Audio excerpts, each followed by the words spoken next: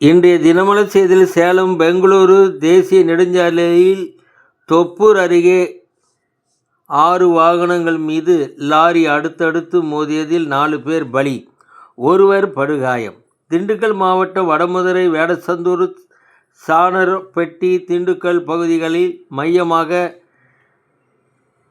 அவ்வப்போது பகலில் மட்டும் வெடிசத்தம் கேட்பது 8 ஆண்டுகளாக தொடர்கிறது. இந்த வெடிசத்தம் குறித்து ஆய்வு நடக்கிறது என கூறும் மாவட்ட நிர்வாகம் காரணத்தை இதுவரை கண்டறியவில்லை.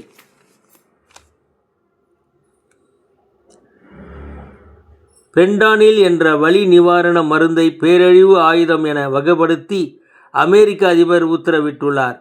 பென்டானில் என்பது செயற்கை முறையில் தயாரிக்கப்படும் வலி நிவாரண மருந்து. இது மருத்துவ உலகில் ஒருபுறம் முக்கிய மருந்தாக உள்ளது, மறுபுறம் தவறாகவும் பயன்படுத்தும் போது உயிரை பறிக்கும் கொடிய போதைப் பொருளாக மாறுகிறது. வணக்கம்.